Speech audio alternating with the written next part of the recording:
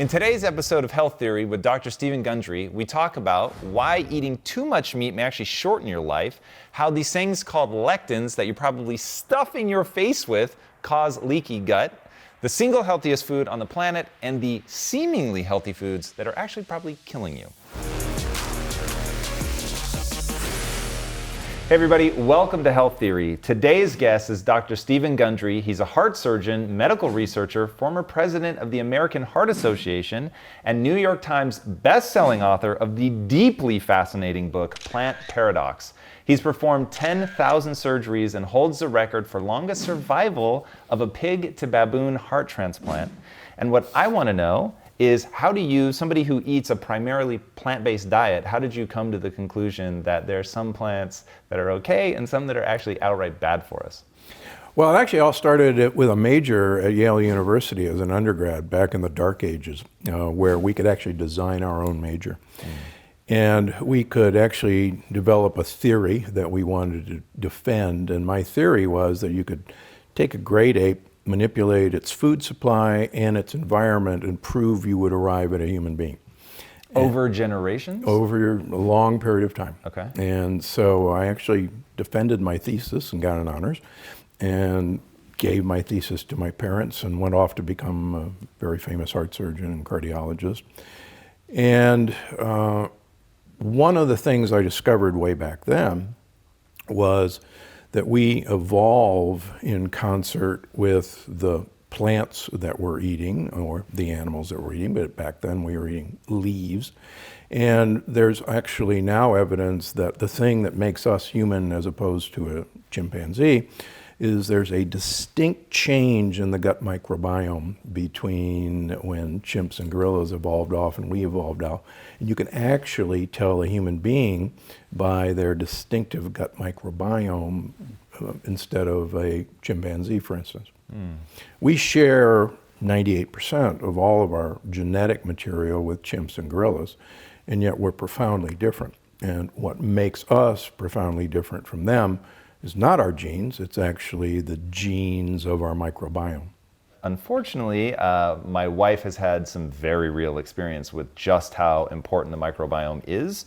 You're the only person I've ever heard talk about that. I'd love to hear more about that. So if we were going to prove your thesis out, what would we be doing to the diet to create that effect in the microbiome that would express such a radically different species? Lectins are plant proteins that are one of the major defense systems of a plant against being eaten. One of the things that's hard for us to conceptualize is that plants do not want to be eaten. They actually have a life, and they were actually here first. When insects arrived, plants had a problem because they couldn't run, they couldn't fight, they couldn't hide, but they have a huge advantage, and that's they're chemists. They can turn sunlight into matter, and we haven't figured out how to do that yet.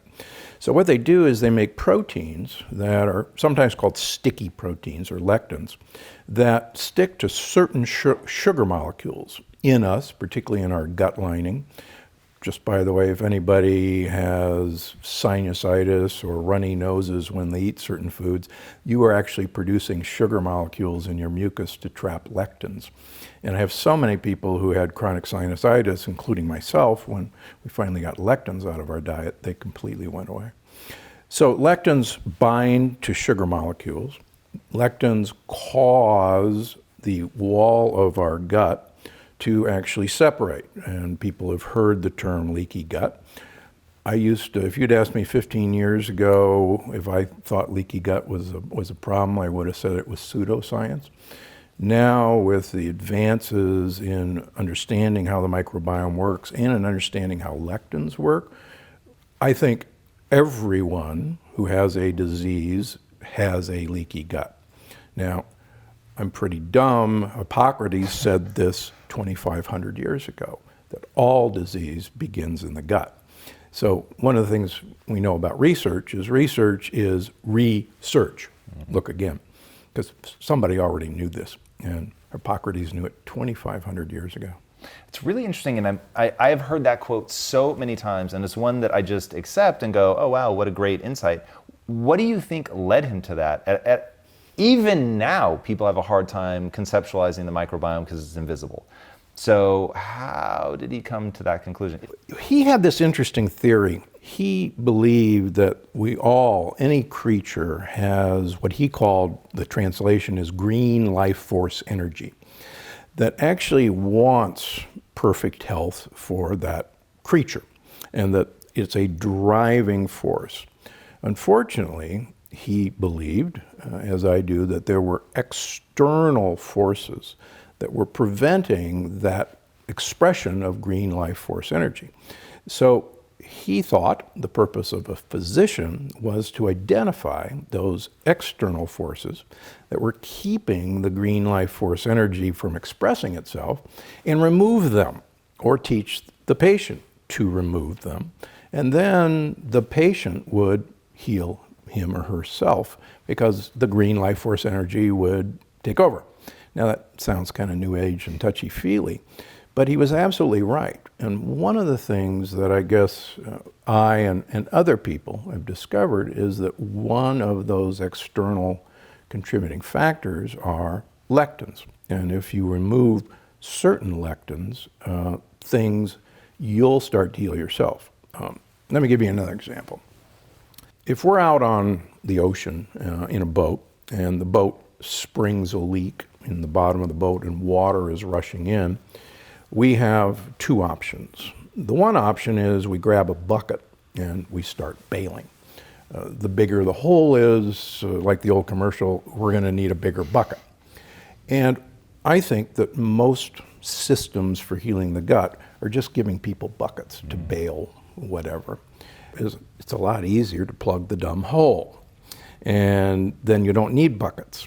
And so if lectins are one of the major ways that we get leaky gut, then if we get lectins out of our diet, that's how we plug the holes. Unfortunately for us, the lining of the gut is only 1 cell thick. And so imagine 1 cell thickness keeping everything you eat or everything living in you, like bacteria, separated from you. And they're all held together, locked arm in arm with tight junctions. So what Dr. Fasano showed with gluten, which is a lectin, is that gluten makes its trouble by causing leaky gut. So once those spaces are open, not only do lectins get through, which are foreign proteins, they're splinters, but also pieces of bacteria, or living bacteria, also get through the wall. Now, on the other side of the wall is your border patrol, your immune system. And 65% of all the white cells in our body are up against this wall. Why are they there? Because that's where the problem is going to happen, if it's going to happen. So when these foreign proteins get across the wall, the immune system basically sounds the alarm, sounds the air raid sirens. We go to threat level 5, we scramble the fighter jets, and we actually go to war status. And as I talk about in the book, that war status is manifested in multiple ways, whether it's brain fog, whether it's arthritis, whether it's depression or anxiety, whether it's coronary artery disease, which is how I got interested in it in the first place. And all of these things come right back to what Hippocrates said 2,500 years ago, that if you want to cure the disease, head to the gut.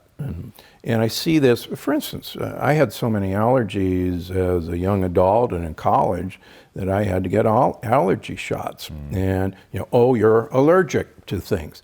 Well, my allergies were just because my immune system was just on hyper overload.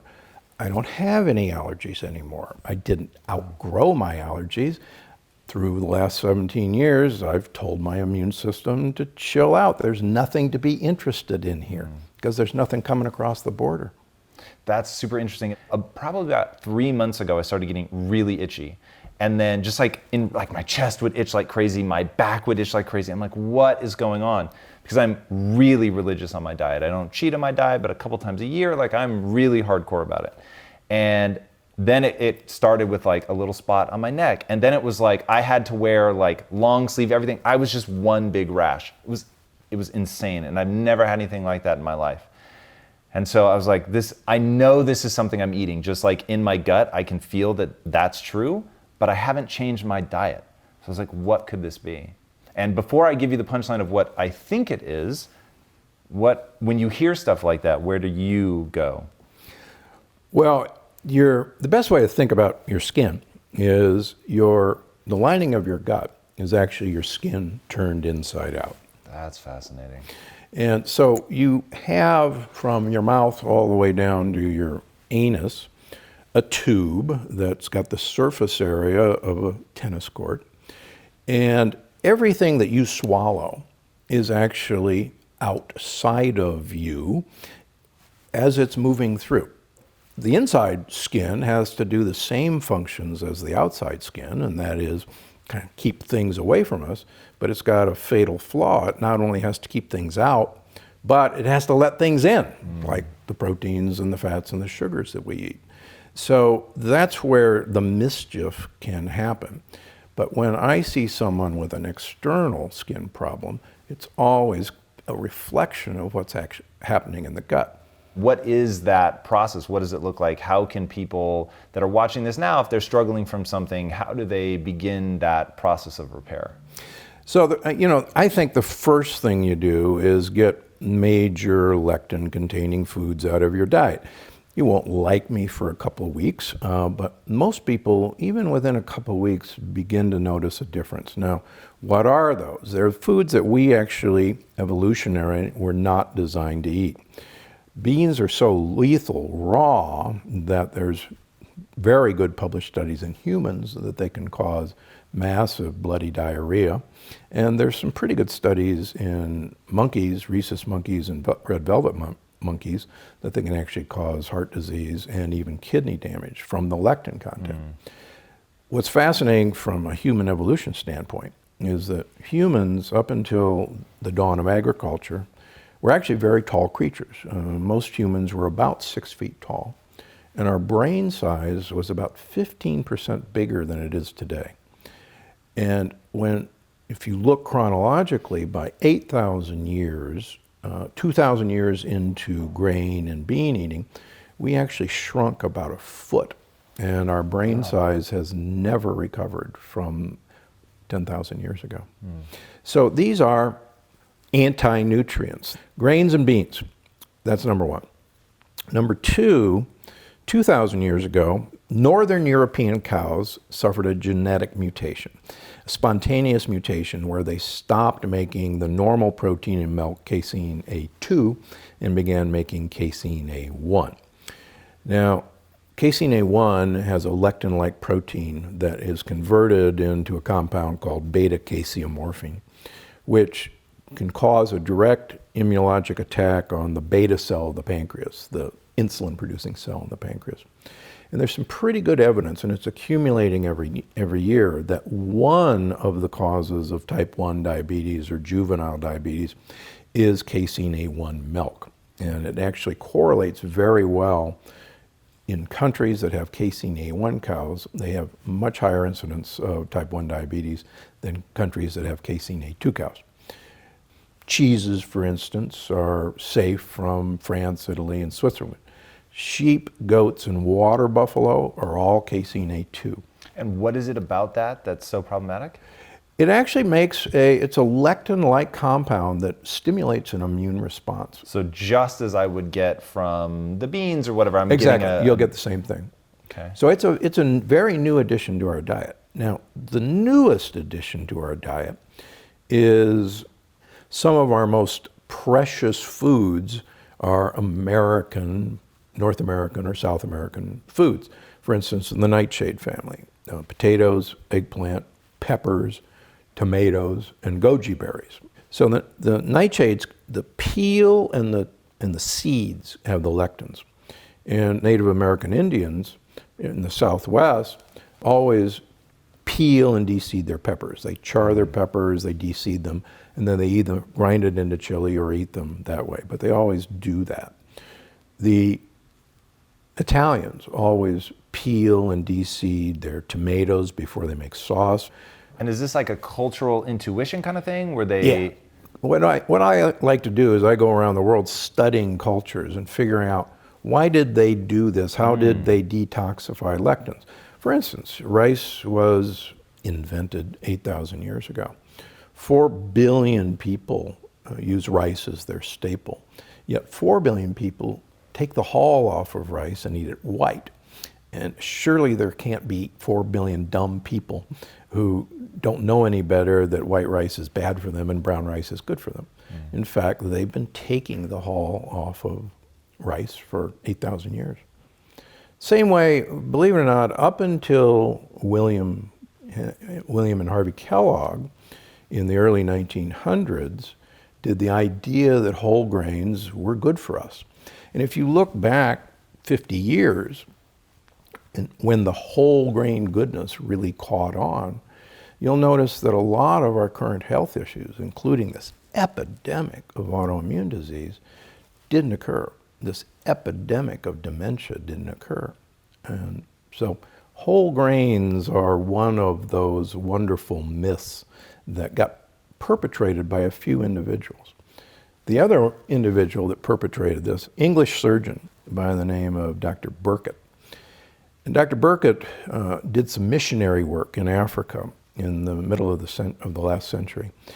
And he is a colon surgeon, a guy who would operate on colon cancers. And he went down there to do some work, and nobody had colon cancer. And he actually went around and watched and looked at the bowel movements of these Africans who were eating huge amounts of tubers, things like yams, for instance, or celeriac root, or jicama. And their bowel movements were huge. And he goes, wow, look at they're eating all this fibrous stuff. And it must be that the fiber in their diet is keeping them from having colon cancer. So he came back to England and he espoused the fiber theory of preventing cancer. Now the problem is, in England, they didn't have a lot of these sorts of tuberous foods, but they had tons of what's called insoluble fiber in the form of wheat and rye and barley and even oats. So he didn't know the difference between insoluble fiber and soluble fiber. And so he said, we should all be eating fiber. And so that's actually where that whole idea that the hull was actually good for you. Now the ironic thing is he actually died of colon cancer. That is very ironic. Very ironic. There's a saying among surgeons that we always die from the disease we treat. So, well then, there's so many interesting points in there. Talk to me about how animal meats end up, because you don't eat hardly any. How does lectin find its way into animal meat? We raise animals with antibiotics, and this was discovered by accident years ago when they were thinking that antibiotics might be needed for crowded conditions of stockyard animals. But the researcher found out that by giving antibiotics to these animals, they grew faster and got fatter much quicker than the animals who didn't get the antibiotics. So it was approved by the Department of Agriculture and the FDA to give antibiotics to animals for the purpose of growth. What we didn't know is that those residual antibiotics are incorporated into the meat of the beef, the chicken, the pork, you name it. And so we actually, every time we ingest factory-raised meats or even farm-raised fish, ingest microdoses of antibiotics. Microdoses of antibiotics are incredibly effective at killing off your microbiome. So, in the last 40 years, we've had this, incredible, the worst storm that could possibly happen for our microbiome and for our leaky gut. So then are lectins There are lectin-like substances in the meat, but is there actually lectin itself? Great question. There was just a paper published from Ohio State a few weeks ago that shows that lectins in soybeans can be found in the meat of animals that you feed them to. Now, I used to think that this was kind of fanciful in the alternative medicine world. You know, you are what you eat, but you are what the thing you're eating ate. And as I started seeing more and more autoimmune patients, we had case reports of, particularly there's a woman psychologist in LA that I talk about in the book who had horrible lupus, was on 2 drugs, and we got her off of all her drugs by following this program. And her lupus cleared, she had rashes, and she came back to see me, and she said, you know, everything's great, but I've got this eczema, this little rash on my upper eyelids. And so we're going through the list. I said, well, something's getting into you. And we get to pasture-raised chicken. And I said, now you're eating pasture-raised chicken. She said, oh yeah, I eat organic free-range chicken all the time. It's my go-to food. I said, free-range chicken? And she said, yeah, you know, organic free-range. I said, well, the federal government in 2007 passed a law that says you can keep 100,000 chickens in a warehouse, feed them organic corn and soybeans, and not let them out of the warehouse except open a door for 5 minutes every 24 hours, and the chicken has the potential to go outside. And that is the current government definition of organic free-range chicken. Wow. So she was eating the lectins of soybeans and corn in the chicken that she was eating. I trained in London, England for children's heart surgery, and my kids were 4 and 6 years old, and they missed Kentucky Fried Chicken terribly. And a Kentucky Fried Chicken opened in London. Now, in those days, there was so much fish available in England that the chickens were fed ground up fish meal. Whoa. And the chicken breasts were actually translucent, like fish. And so, you know, we go to Kentucky Fried Chicken, they both grab a drumstick and they bite into the drumstick, and my 4-year-old goes, oh, you tricked us. This is fish. Oh, this isn't chicken. Whoa. And I'm going, well, no. Look, you know, drumstick, you know, Colonel Right. Sanders, that's chicken. No, it's fish. Well, she was right. It wasn't a chicken. It was a chicken with feathers that was actually a fish. So we have to realize that our chickens are no longer chickens. They're an ear of corn with feathers. Americans are 70% carbon atoms from corn, a substance that we were never exposed to until 500 years ago. Europeans are 5% corn.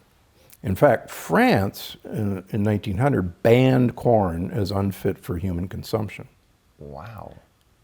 So Yeah. what I want people to do is eat and party like it's 9,999 years ago before we started all this mess. And when we do that with people and teach them how to do it, it's amazing what happens to them. Well, let's talk about that, because if I had only heard some headlines about you, I would have thought, oh, red meat, I'll get after it, because I eat a ton of red meat and think I'm doing healthy things.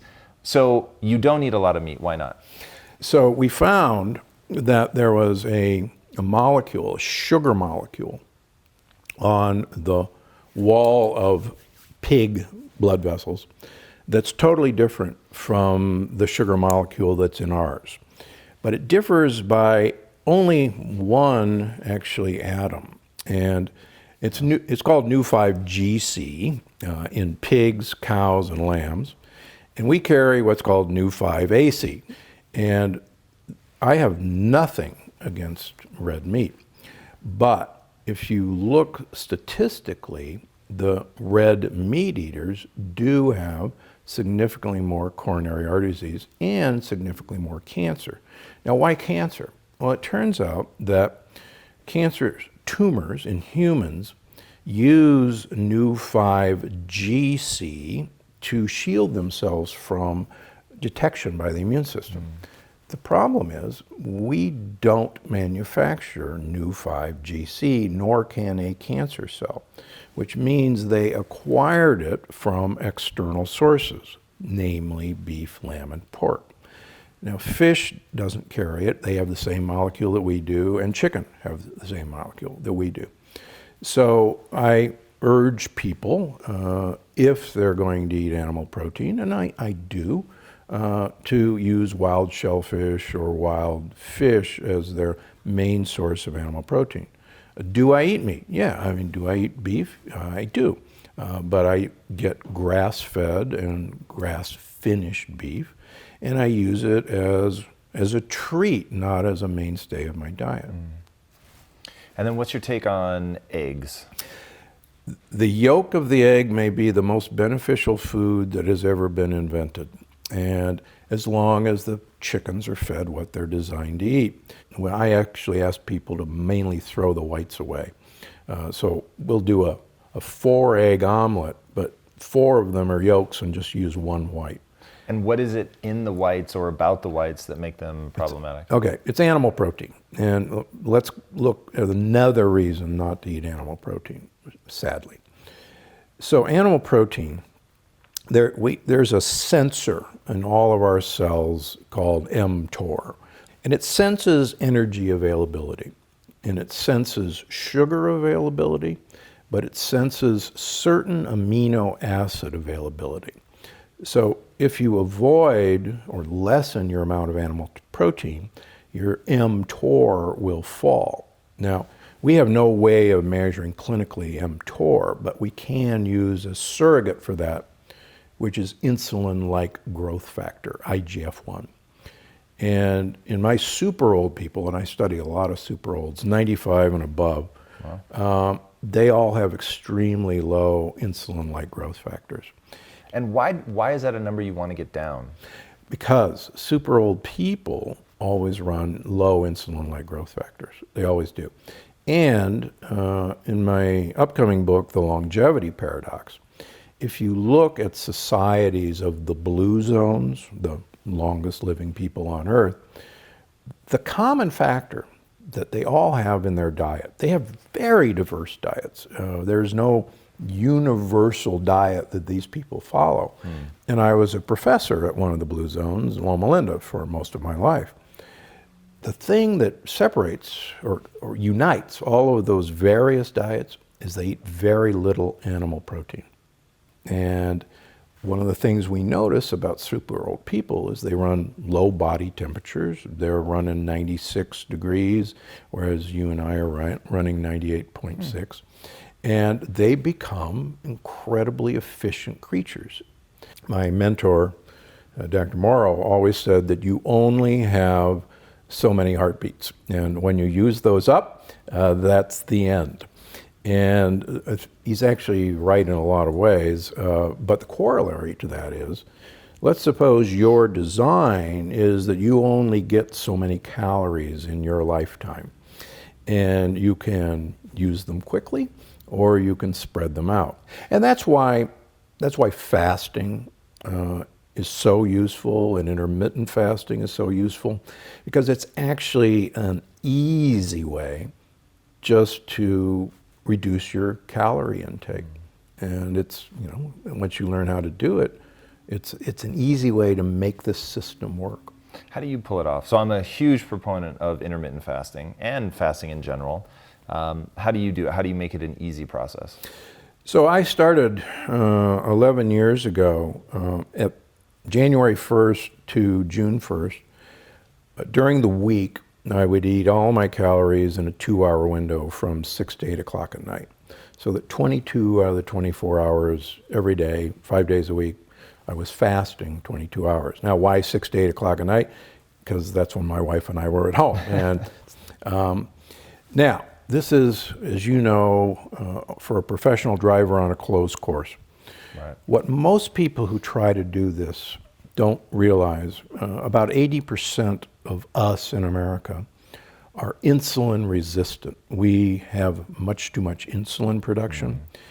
And I won't bore you or the listeners, but most people can't do prolonged fasting for even more than a few hours because they can't access the fat that they've stored. Right.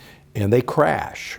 and it's often called the Atkins flu or the low-carb flu, where they have to be able to transition over to using ketones as a fuel. Now, you can get there fairly quickly, and we have tips in the book on how to do that. You actually have to use exogenous ketones for a while, things like MCT oil, things like coconut oil, even red palm oil. There's a little bit of exogenous ketones in butter. It's called butyric acid. Yeah, it's intermittent fasting is really, really powerful for alleviating brain fog, for changing your relationship to hunger is how I always think of it. It's just fundamentally different. And then getting your machinery used to actually accessing your body fat and all that. We're designed to use up fat. We just have to, use the tricks to get to that fat. For most people who are overweight or obese, what's so frustrating for them is they try things like intermittent fasting, and they're pretty miserable. They get headaches, and they're very hungry. Their brain is going, hey, what's the deal? You've cut me off. It's water everywhere and not a drop to drink. And we see so many overweight and obese people. And I was 70 pounds overweight. I was obese, running 30 miles a week and going to the gym 1 hour a day. Wow. And going, how come I'm such a fat guy? I couldn't get to my fat stores because I had an elevated insulin level. When I first, got my insulin level, wow, what's that? Now I have a very low insulin level. No, that stuff is fascinating in terms of the complexities of really breaking through and figuring out for you, what do you have to do to lose fat, keep it off, and yeah, it's a very complex thing. And to that end, not necessarily, my question is not really about fat loss, but given what we've been talking about, lectins and autoimmune and all of those joints, aches, pains, all the things that come along with it, psoriasis, all of that, what should people be eating? So we've got a rough sense of what we should be avoiding, but what should we be actively pursuing? Okay, so the only purpose of food is to get olive oil into your mouth. There are 3 long-lived societies in the blue zones that use 1 liter of olive oil per week. That's about 12 to 14 tablespoons a day. Can I use it to saute? You can use it to saute. Believe it or not, there's a wonderful paper from the NIH showing that olive oil does not break down into harmful compounds. That's amazing. But bring olive oil to the table. So if you're going to have a steak, please pour it on your meat, as they do in Italy. They always bring a bottle of olive oil so you can have steak Florentina and just drench it with olive oil. The steak is there to get olive oil into your mouth. Broccoli is there to get olive oil into your mouth. A salad is there to get olive oil into your mouth. So there are wonderful cruciferous vegetables. You can have all the bok choy, broccoli, cauliflower, have cauliflower pizzas. There's a great recipe in my cookbook for cauliflower pizza. Can I have Japanese sweet potatoes? Yes, please. Oh, they're so good. Yeah, but the purpose of the sweet potato is to get olive oil into your mouth. Yes, which works for me just fine if I can saute or use an air fryer. Yeah. Have you done Yes, the air fryers? indeed. Oh my God, they're like French fries. They sure are. So yeah. So those are great for you. Things like yucca make phenomenal French fries, but parboil them first and then put them in the air fryer. Also, any tuber, so like celeriac root is fantastic, jicama. So get some guacamole. Believe it or not, true guacamole does not have tomatoes in it. That's an American whatever. Yeah. And get yourself some jicama sticks. Trader Joe's has them. Lots of plain old grocery stores have them. Use that as your dipping chip.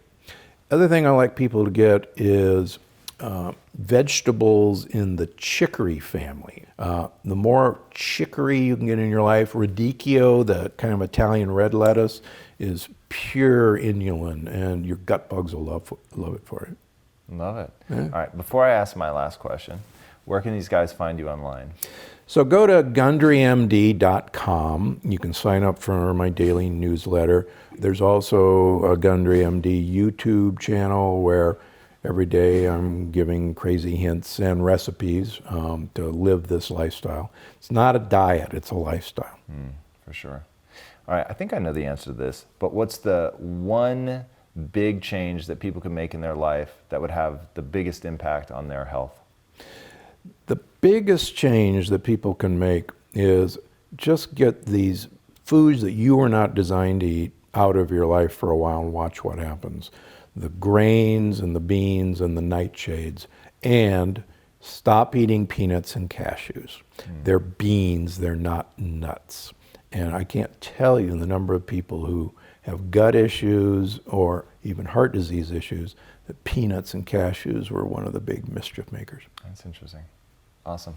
Dr. Gundry, thank you so much. Thanks for having me. Really incredible. All right, guys, if you want to join me in this one, I am going to be trying out this diet. I am so interested. I have never, ever considered, really even for a second, going low meat, low animal proteins. But reading his book and going into the research, I'm intrigued. There's something about the breakdown that he gives about lectin and the way that it impacts your body and the way that it impacts the lining in the gut. It all made so much sense to me. And then looking at it from an evolutionary standpoint, again, it just made a lot of sense. So I'm going to be trying this and experimenting. So join me if you will. I think that he is one of the most interesting voices in this space, talking about it in a way that doesn't just become psychotic dogma. It's really just looking at what actually happened. And we didn't get to talk about his time as a surgeon, which I am sorry for. It's really interesting. Remember, 10,000 operations that he did, and he has seen a lot of hearts opened up, looked inside of arteries. So that level of understanding of what it's actually doing to your body, I think, is so important. And I certainly consider that when I think about taking somebody's advice or not. But I believe, see it for yourself, see if it works for you or not.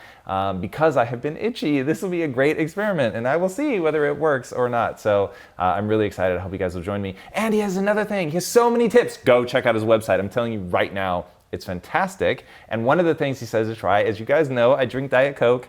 And so I'm actually going to try cutting that out by drinking soda water. So just a nice sparkling mineral water. San Pellegrino is his recommendation. It's the best. It's high in sulfur content. Yep. So give that a shot, and you pour 1 to 2 tablespoons of balsamic vinegar. And I tried it today. It's actually pretty good. I was shocked. It's no Diet Coke, I'm not gonna lie, but if it means that I live forever, then I'm all for it. So hopefully you guys will give this stuff a try, and hopefully you will dive much deeper into his world. There's something about his voice and the way that he's coming at this that I was really intrigued by. So I look forward to learning more. All right, if you haven't already, be sure to subscribe. And until next time, my friends, be legendary. Take care. Awesome. Thank you again so much. Thank you guys so much for watching and being a part of this community. If you haven't already, be sure to subscribe. You're going to get weekly videos on building a growth mindset, cultivating grit, and unlocking your full potential.